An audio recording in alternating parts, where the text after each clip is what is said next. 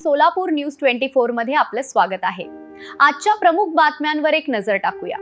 पडादा police स्टेशनच्या हद्दीमध्ये जे अंमली पदार्थ पथक जे आपल्या परिमंडळामध्ये काम करत आहे, सदर पथकाचे आपले जे अधिकारी आहेत एपीआय अनिल गायकवाड, ठोके जितेंद्र ठोके ग्रेड पीएस आणि सर्व टीमने सर्वची कामगिरी केलेली आहे आणि खडकपाडा वाडेकर परिसरामधून आपण 3 आरोपींना त्यामध्ये ताब्यात घेतलेला आहे। त्यांच्याकडून 107 किलो गांजा त्यांच्याकडून जप्त केलेला आहे।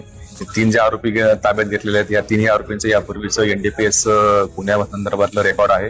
यापूर्वी ते वेगवेगळ्या गुन्ह्यांमध्ये अटक झालेले होते अंमली पदार्थ तस्करीमध्ये। त्याच्यामध्ये पहिला आरोपीचं नाव आहे वसीम खान, तो आहे भिवंडीचा, त्याच्यावरती सुद्धा एक गुन्हा दाखल आहे जो आहे घाटकोपरचा। त्यानंतर दिनेश सरोज म्हणून आहे, हा आरोपी जो आहे तो ठाण्यामधला आहे, त्याच्यावरती पण सुद्धा घाटकोपरचाच एक 1800 किलो गांजा म्हणजे यापूर्वी जप्त केलेला होता।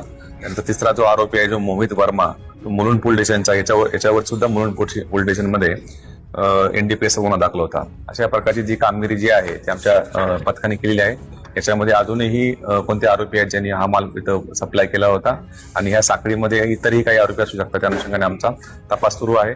सध्या त्या 3 पण आरोपींना आम्ही अटक केलेली आहे आणि कोर्टासमोर हजर केला असता आरोपींना आता 9 तारखेपर्यंत त्यामध्ये पोलीस रिमांड दिलेली आहे। हा जो तपास जो आहे सदरचा मला हा कोणत्या ठिकाणी मला होता, यापूर्वी आपण पाहिलं असेल की आपण नागपूरमधून असेल आणि ओडिसामधून विशाखापट्टणम या ठिकाणी सुद्धा जाऊन आपण आरोपी अटक केलेले आहेत आणि ही संपूर्ण साखळी जी आहे ती आपण ते ब्रेक करण्याचा निश्चितपणे प्रयत्न आहे।